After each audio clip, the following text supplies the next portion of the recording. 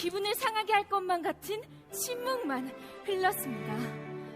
파도는 사라지고 바람도 찾지 못해 소리마저 사라진 침묵의 머나먼 바다.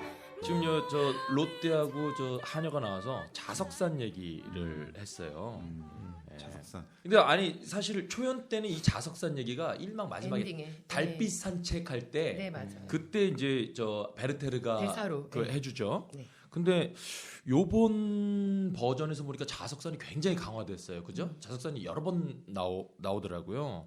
저 자석산 이야기가 원래 네, 고선웅 작가님이 쓴 그 버전에 이미 네, 원작에도 원래 있어요. 책에 그냥 네. 네. 그렇구나. 난 원작 나도 읽었는데 어떻게 연구를 뮤지컬 난뭘 연구소에서 연구하는 거지? 연구를 많이 하셔야 될 것 같아요. 네. 형님 때 하셨을 때도 자석산에 대한 언급을 2003년도에는 없었어요. 네. 없었어요. 내가 했을 때는 그게 없었는데 아, 정말요? 부끄럽네요. 요번에 이렇게 자석산에 대한 어떤 메타포를 이렇게 강화시킨 어떤 뭐 이유가 있으신가요? 전에 공연들을 다시 한번 쭉 봤어요. 네. 2013년도에 할 때.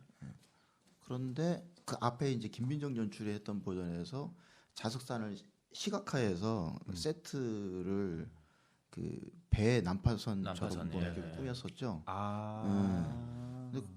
근데 그 의미를 그 전에는 사실 그렇게 크게 안 들었었고 별로 신경 쓰지 않았었는데 왜 저렇게 자석산을 강조했을까? 뭐 저렇게 정도 강조하면은 연출이 각별하게 생각했겠지. 그래서 자석산을 저도 다시 찾아보고 읽어보고 이제 그 저기 뭐냐 저기 원작을요. 저기 천일야화에 원래 있는 이야기잖아. 예. 그래서 그것도 보고 그랬던데 이게 완전 베르테르의 그냥 상징적인 이야기구나. 이걸 살려야겠다. 부서질 걸 네. 알면서도 빨려 들어가는.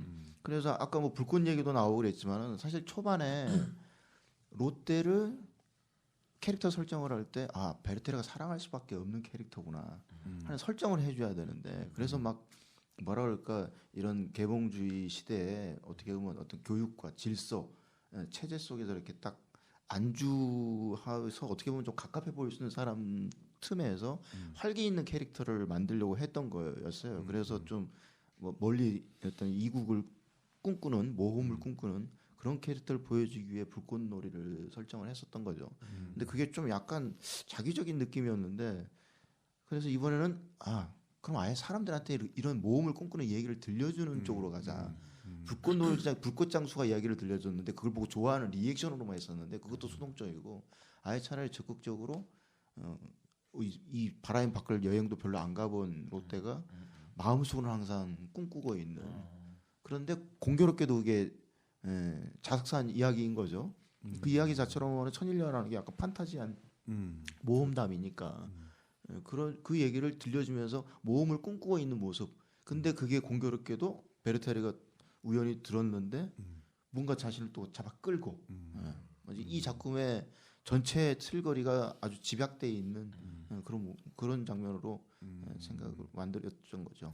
한편으로 저는 저 장면을 보면서 이게 롯데와 베르테르의 지금 첫 만남인데 근데 저 자석산 이야기가 굉장히 좀 물리적으로 길잖아요. 저 이야기가. 그러니까 저 이야기를 이렇게 이해하려고 듣다 보니까 순간적으로 베르테르를 좀 까먹었어요. 베르테르가 무대에 있다라는 그 존재를 까먹고 자석산 이야기에 집중을 이렇게 하게 되더라고요. 그래서 물어보고 싶었던 게 이때 베르테르하고 롯데하고의 둘의 첫 만남이 사실은 2003년도 버전에는 그 둘의 첫 만남 서로에게 끌리는 거 서로 그런 것이 주였는데 여기선 자석산이 이제 들어가면서 그 의미 때문에 들어가면서 약간 이게 어느 쪽에 집중해야 되지? 누굴 봐야 되지? 롯데를 저 이야기를 들어야 되나? 아니면 베르테르를 하고 롯데를 봐야 되나? 이게 순간적으로 전 저 베르테르를 잠깐 놓쳤었어요. 너무 2003년에 고정관념에 빠져 계신 거 그렇습니다. 아닙니까? 타임을 너무 분석적으로 보신 거 아닐까요? 너무 전문가라서. 아니 딱 보면 다들 이렇게 보지 않나요? 아니, 남자 관객들은 롯데를 볼 거고 여자 관객들은 베르테를 보겠죠. 그런가? 그것보다 드라마 흐름상 롯데를 보여줘야지 그렇죠. 거기에 네. 끌리는 그 다음 베르테르를 보여주죠. 그 뒤에 차분하게 근데 설명을 하잖아요. 또- 클럽 슈터 얘기하면서. 아니 잠깐만 지금 우리 왜 진행자가 저한테 뭐라 당황하고 그래요? 있으니까 왜 나한테 뭐라 그래? 잠깐 숨돌이 아니 나 관객으로서 그냥 한 얘기예요. 저는 그랬다고. 벨트가 아니, 근데 만나서 왜 그러잖아요. 그래? 나 클럽 슈터의 시처럼 느껴졌다. 그거 듣는 내내. 그래서 클럽 슈터가 아니야. 그래서 이제 그게 또 다른 어떤 매개가 매개체가 돼서 되고. 네. 이렇게 첫 만남이 더 지금 뭐 사실 막 눈이 막 맞아서 번개처럼 막 팍팍 튀는 그런 게 아니라 서로 공감대를 느끼면서 이 사람 서로 나와 어떤 문학적인 것들 어떤 것들이 다 맞네. 이런 첫 만남으로 더 자연스럽게 시작하는 그러네요. 말씀하세요. 아니 그냥 형님이 그렇게 보셨다고 하니까 개창 형님께서 이제 그 베르테르라는 인물을 잊고 그냥 그 이야기만 빠져서 보셨다고 그랬잖아요. 근데 그게 제가 봤을 때는 연출의 의도대로 관객이 또 거기 집중돼서 그만큼 그 이야기에 대해서 집중해서 보고 있었다는 거 아니에요? 너밖에 없다. 네, 그러니까는 사연 씨가 네. 좀 심성이 과하. 어떻게 기도한다잖아. 그 연출의 의도대로 보신 것 같아요. 갑자기 나 못돼진 거야? 방어적이 된 거야? 나? 너무 궁지에 몰리니까 또 한번 이렇게 살려줘야죠, 또. 발라주려는. 네, 알겠습니다. 우리 다음 장면 하룻밤이 천년. 이 무대에 대해서 되게 할 얘기가 많아요. 굉장히 정승원 선생님하고 종화 연출님하고 인연이 어떻게 됩니까? 처음 같이 작업하신 게 언제예요? 내 마음의 풍금이에요. 공연을 정승호 선생님의 무대를 처음 본 게 스위니 토드고 스위니 토드를 봤는데 일단 사실 썬더햄 공연을 그때 처음 봤어요. 그리고 굉장히 뭐랄까 제 감성이 너무 와닿더라고요.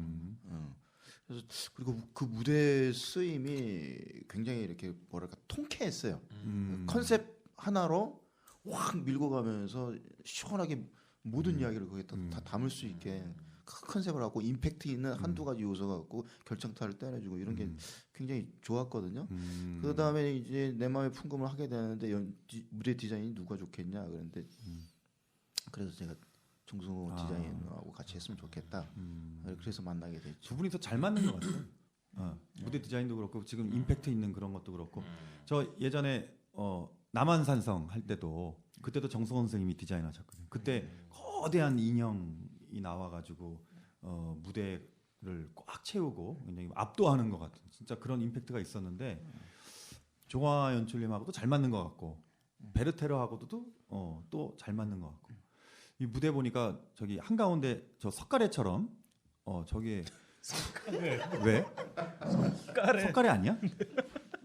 아까 산발이 이번에 산발이 석가래 되게 옛날 사람 같아. 왜? 지금 내가 뭐 비속어 쓴 거 아니잖아요. 아니.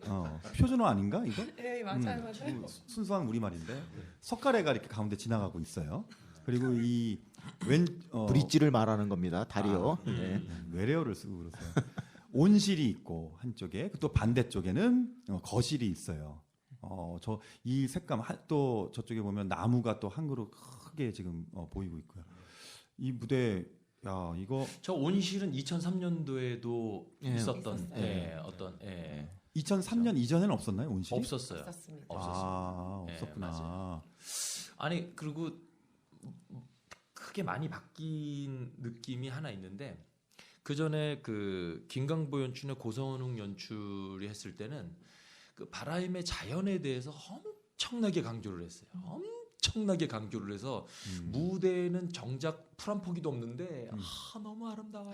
뭐 그렇죠. 5월은 뭐 저기 뭐 무슨 뭐 꽃을 보세요. 막 하면서 그 노래 부르지 않으셨어요? 그러니까. 바라임은 나고. 그때 집사가 집사가 제가 처음 오프닝 저 호롱불 들고 딱 나가지고 하는데 무대는 정말로 황량한데 바라임은 이거 불러야 되는데 정말 맨땅이었는데 이번에는 그런 어떤 바라임의 자연의 어떤 이런 거에 대해서 언급이 전혀 없어요. 그죠? 예. 그러니까 무대 자체도 예. 저기도 그렇지만 앞에도 그랬고 의상도 그렇고 굉장히 도회적이고 자연이 느껴지진 않아요. 그렇죠. 되게 현대적이고 좀 도회적이고 회화적으로 다가오지 자연이 느껴지진 그건 맞는 것 같아.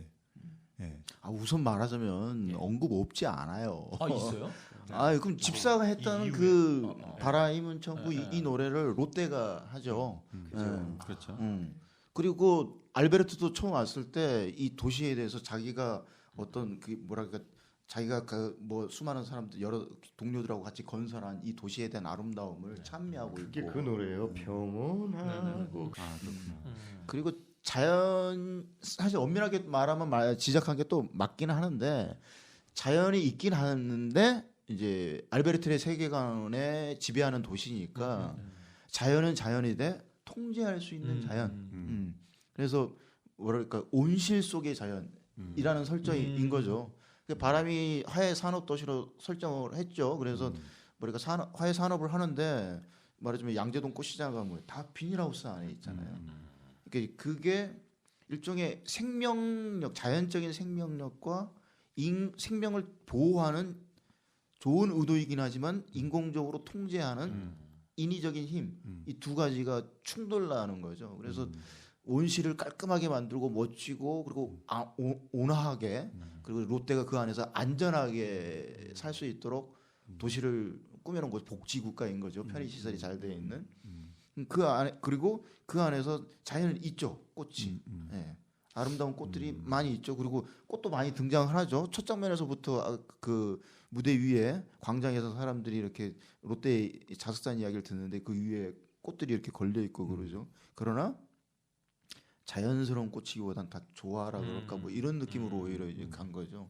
통제되어 있는 자연. 그게 이제 이 롯데의 상징인 거죠. 어떻게 보면 알베르트가 지배하는 속에서 싱그럽고 생명력 있고 당연히 그 꽃 자체는 자연이지만 그러나 비바람을 막고 있는 그런 거친 이름 속에 있는 그대로의 자연이 아니라 알베르트의 보호라는 온실 속에 있는 롯데. 네, 이게 일종의 묘한 어떤 그 이중적인 이미지를 갖는 거죠. 그런 메타포가 있으니까 무대도 이제 사실적일 수가 없는 거죠. 네. 그렇죠. 그러니까 되게 연극적으로 저렇게 나올 수밖에 없는 그런 이유가 있군요. 네.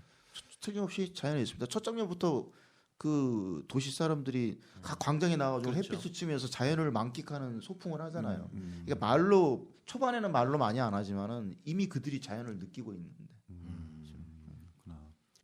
하녀도 굉장히 하녀 컨셉은 뭐 예전이랑 우리 조광현철님 옛날 2003년 버전이랑 달라지지 않은 것 같은데 저는 지금 나왔네. 저분 괜찮으신 거죠? 애드립입니다. 애드립이에요. 그러니까 저거를 베르테르의 캐릭터가 조금 좀 변화가 있는 것 같아요. 그 전에 베르테르는 굉장히 수줍음도 많이 타고 그리고 약간 뭐랄까 병약하다고 할까, 유약하고 네. 예, 그런 느낌이었다면 요번에 그 베르테르의 느낌은 뭔가 좀 더 좀 뭐랄까 건강하다고 해야 되나, 뭐 어떻게 뭐라고 표현해야 되나? 위트도 있고 그런 좀 여유도 있는 것 같고 저렇게 유머를 할 정도니까 베르테르가 좀 여유도 좀 있어 보이고 좀 그런 게 있어요. 좀 놀랐어요. 이렇게 하는 걸 보고 이런 해석 본인이 베르테르를 2002년도에도 했었으니까 네. 그때와 지금은 확실히 그 연출자가 다르기 때문에 또 해석도 달라진 거겠죠 분명히.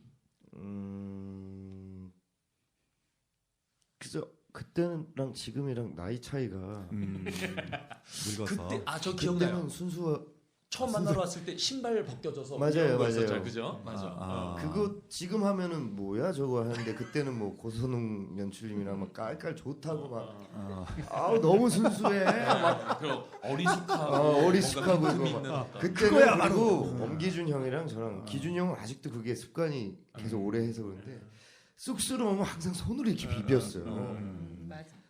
저 뭐 펍에서 여기 막 알려주는데 손 막 다 손을 떼나올 정도로 파리도 아니고 이걸 저도 많이 했었다고요. 근데 그거야 바로 순수해. 그때는 그냥 그땐 저도 진짜 사랑의 열병을 앓고 있었을 때고 그때는 지금 비주얼적으로도 좀 많이 다르고 하지만 지금은 오히려 그때를 생각해서 하는 것보다 아예 제목도 젊은 베르테르의 슬픔에서 이제 젊은이라는 게 빠졌으니까 조금 내가 사랑하는 사람에 있어서는 나의 어떤 인생 경험과 어떤 문학적인 지식들 그리고 뭐 책 속에 나오는 어떤 그런 인물들 내가 그렸을 때 좀 여성을 사랑하는 그 자신만이 볼 수 있는 그런 느낌들을 해서 이제 최대한 그녀에게 더 친숙하게 다가가려고 하는 결국은 떨리지만 결국은 그 베르테르가 재료가 바뀌어서 이렇게 우리가 보는 질감이 느낌이 바뀌게 된 거군요. 아니 애들리 같은 경우는 약간 이제 각각 배우들마다의 개성들이 있으니까 거기에 맞게 또 이제 뭐 더 추가한 것도 있지만 기본적으로 원래 그 제 이전 버전보단 밝은 건 밝아졌죠. 2003년도도 그렇고 왜 그러냐면은 베르테르가 처음에 롯데를 봤는데 저 여자를 사랑하다가 죽어야지라고 했겠어요. 저렇게 아름답고 싱그럽고 생동감 있는 저런 여자가 다 있을까? 그리고 사랑이 부풀어 있잖아요. 사랑이 부풀어 있으면 당연히 행복한 거 뭔가 좋은 일이 생길 것도 없고 한편 불안하더라도 일단은 꿈을 꾸니까 밝은 거죠 그거는. 저는 이번에 하면서 원작을 다시 되게 많이 읽게 됐는데요. 베르테르가 자살했다는 사실 때문에 우리가 왠지 아까 말씀하신 것처럼 우리의 고정관념 속에도 뭔가 병약하고 피부 하얄 것 같고 말랐을 것 같고 막 이런 이미지가 우리도 너무 굳어져 있는데 원작을 다시 읽으면서 느낀 거는 실제로 원작에서 그리는 베르테르는 생각보다 훨씬 더 굳이 말하면 약간 광기 어린 오히려 되게 뻔뻔하죠. 적극적인 그렇죠. 그런 면이 훨씬 많고요. 처음 만날 때 마차 안에서도 같이 동행하던 여자들이 롯데에게 반하면 안 된다고 경고하는데도 그 순간부터 아무것도 안 보이거든요. 그래서 실제로 그렇게 이렇게 마냥 쑥스러워서 어쩌지 못하는 사람이 아니라 롯데에게 끊임없이 찾아가고 나중에 알베르트랑까지 친해져서 오히려 우정을 나누는 그런 인물이기 때문에 지금 해석이 변했다고 생각하지는 않고요. 네. 그러니까 사실은 원작하고는 그 초연 그때의 베르테르와 알베르트 캐릭터가 더 많이 달랐죠. 그럼요. 그죠? 네. 그때는 더 사실은 원작 대비 소설을 때문에. 보면은 알베르트도 굉장히 괜찮은 사람이고 그럼요. 굉장히 멋있는 사람. 오히려 베르테르가 조금 그 감정적으로 너무 이렇게 그런데 일부러 이제 베르테르가 주인공이고 알베르트가 저기니까 이렇게 좀 모양을 많이 바꿨었죠. 그죠? 악역은 아니죠. 악역은 이게 악역은 아니지. 초연 때는 근데 초연 때는 완전 악역이었어요. 왜냐면 그 노래 오직 수가 나만의 없어. 사랑 이런 이거 것도 있잖아요. 없었고 없었어요. 그리고 그냥 자살이지 자살이야 막 이런 노래 있으면서 아주 독한 캐릭터였어요.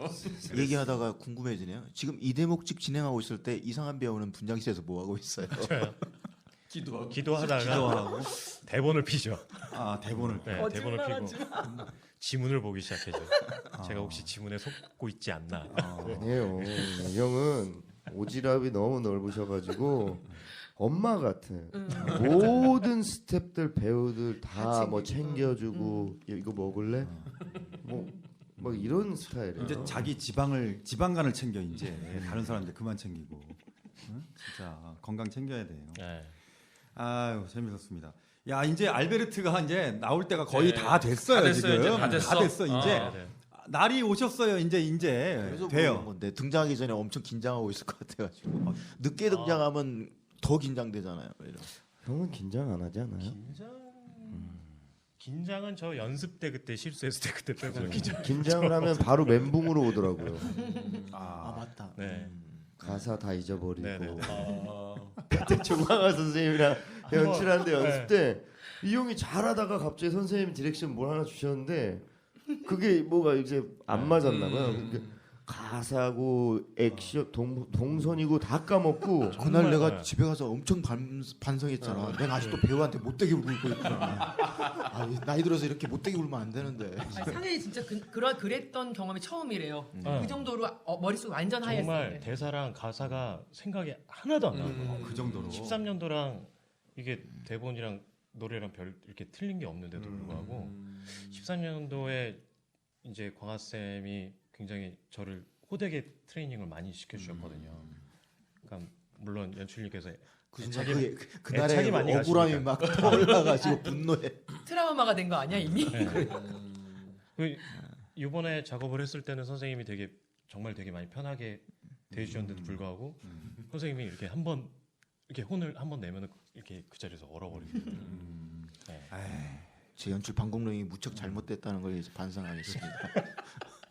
좀 그 그런 생각해요. 그 배우들은 특히나 연출자가 있으면 연출자한테 뭔가를 증명해 보여야 되고 디렉션을 내가 완수했다, 수행했다라는 걸 뭐 증명해 보여야 되니까 솔직히 연습실에도 긴장하잖아요. 우리 그냥 술술 놀면서 하는 게 아니고 그러니까 그런 일이 벌어질 수 있죠. 근데 그런데도 불구하고 연출자하고 배우는 좀 같은 예술가로 좀 평등해야 되는 거 아닙니까? 반성하고 있다고 해줬습니까? 아니에요. 근데 조광환 선생님은 제가 처음 작업해봤는데 선생님은 권위적인 분이 아니에요. 네, 맞아요. 배우들하고 스스럼 없이 다 막 하고. 물론 그 전에 소문은 들었어요. 굉장히 당황하셨는데. 그 전에 선생님이 좀 굉장히 이렇게 좀 무섭다고 전 들었는데 이번 작업하면서 전혀 그런 거 못 느꼈고요.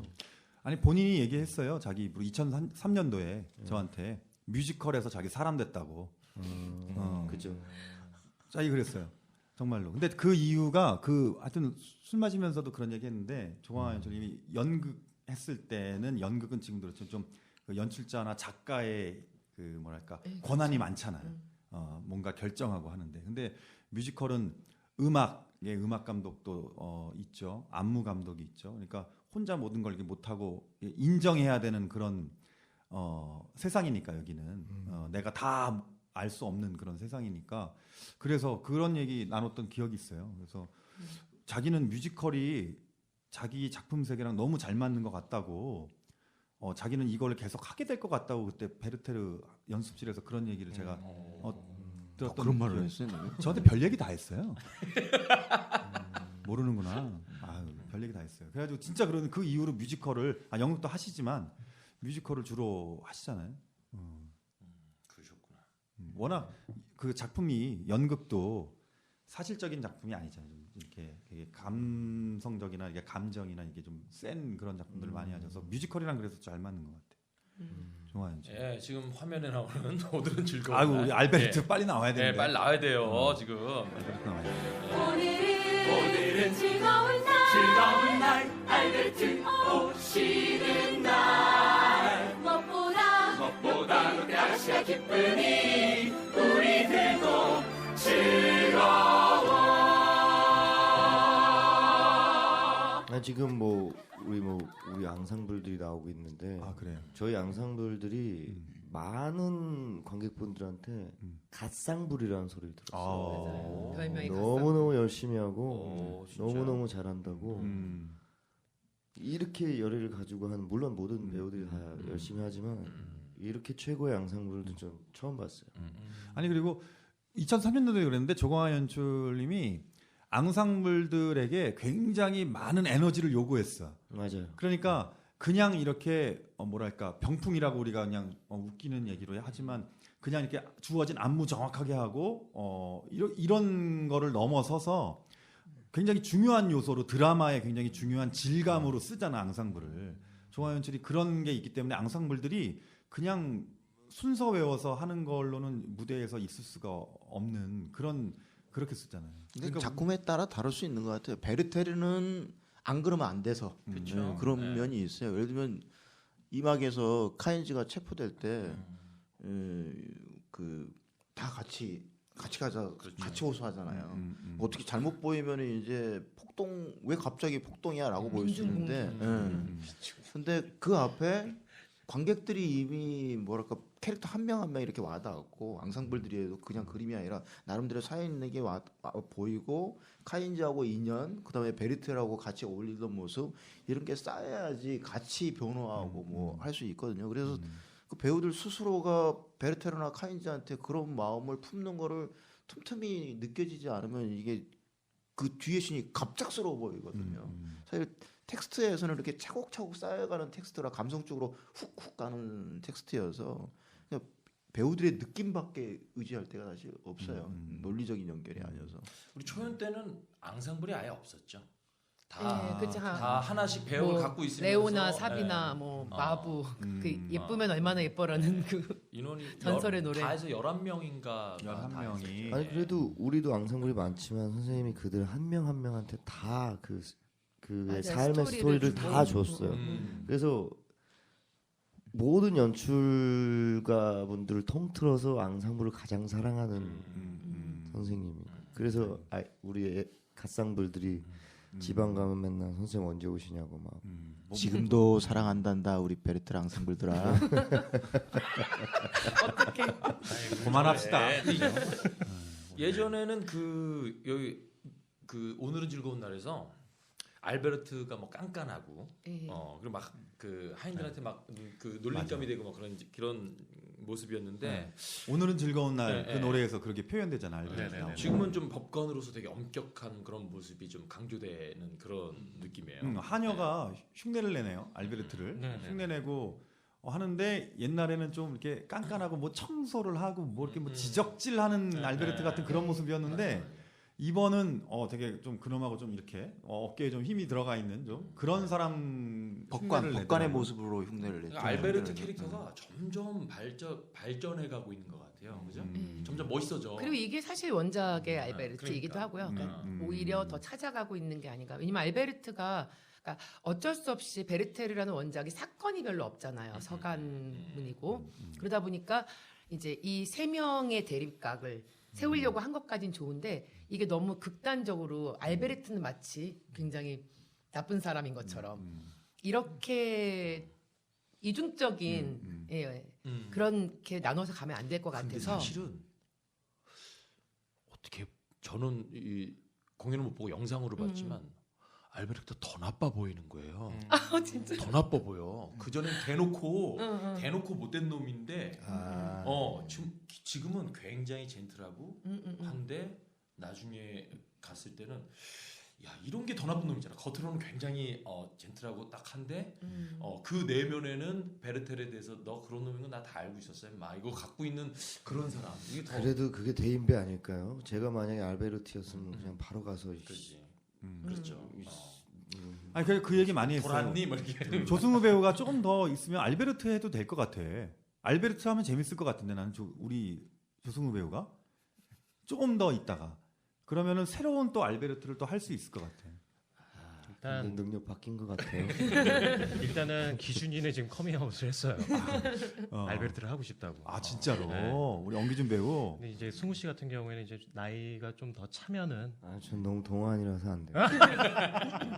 너무 엄기준 배우가 아직 소년 40살에 같아서 아니 20주년 때 40살은 뭐 이미 넘었지. 20주년 때 알베르트 하겠다 그랬는데 저희가 극 중에 알베르트가 롯데 계속 안 와야 되잖아요. 팬들이 다 반대를 하기 시작했어요. 엄기준 배우가 부실해서. 롯데를 못 안을 것이다. 안 된다. 그건 안 된다. 어부바 해야 돼. 네, 그거 보고 빵 터졌어요, 완전. 어부바 해야 돼 기준이. 자, 알베르트가 매력적이어야 되는 게 롯데가 어쨌든 베르테르가 이제 감성적으로 되게 매력적으로 캐릭터를 만들고 있는데 롯데가 왜 헷갈려 하고 있지? 흔들리고 있지? 못 떠나고 있지? 어떻게 보면 고전적으로 뜨거운 사랑이면 확 가버릴 수도 있는 건데 알베르트가 그만큼 멋지고 보호하고 알베르트의 품을 벗어나면 그 불안한 바깥 세상이 가기가 두려워야 되는 거죠. 베르테르는 어떻든 젊고 막 열정은 가득하지만 사실 길게 생각을 못하고 당장의 열정인 거고 그랬을 때 말하자면 밖에 야생의 세계인 거죠. 그래서 밖에 다음 날은 지금은 화창하지만 다음 날 태풍이 불지도 모르고 그럼 밖을 나가기가 두려워야 되는 거죠. 근데 여기는 알베르트가 만든 그런 세계 보호해주는 보호해준다는 건 또 무슨 의미가 있냐면 아까 못돼 보일 수도 있다는 말이 또 그렇게 느낄 수가 있는 게 보호한다는 건 내가 온실을 잘 들였어. 근데 예를 들면 여기 이쁜 꽃을 따 먹으려는 뭐 이렇게 초식 동물이 와서 이걸 뜯어 먹으려고 그래요. 그럼 단칼에 내쫓아야죠. 그래야 이 세계를 질서를 유지하고 지키는 그런 직업이 법관이기도 하고. 그래서 마치 화내는 뭐 절대자처럼 내 안의 질서 속에서는 온화하고 포용력이 크지만은 그러나 어느 도를 넘어서 이 질서를 흔들만 하면은 단호하게 처리하는 그래야 멋지죠. 또 우리가 초연 때 계속 고민했던 게 뭐였냐면 어떻게 하면은 베르테르가 스토커처럼 안 보이고 어떻게 하면 롯데가 꽃뱀처럼 안 보이나 그리고 어떻게 하면 롯데가 알베르트를 사랑할 수 있지?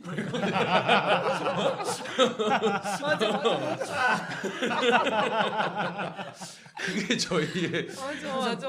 그 고민이었어요. 그래서 아마 바꾸려고 한 것 같아요. 소연태 같은 그때 느낌을 보면 여자 입장에서는 100% 베르테르한테 가는 게 맞는 거야. 저 알베르트처럼 그러니까. 뭐 무슨 부모님이 빚을 졌나? 맞아, 그런 얘기도 했었어. 롯데 부모님이 빚을 졌다고 막 우리끼리 농담으로. 우리 연습실에서 그런 얘기 진짜 네, 많이 했었는데. 맞아요. 자, 드디어 알베르트가 등장합니다. 예. 그 음악이네요. 뒤에서 목 푸느냐고 우리. 네. 45분이 지나면 딱 이렇게 등장을 하게 돼요.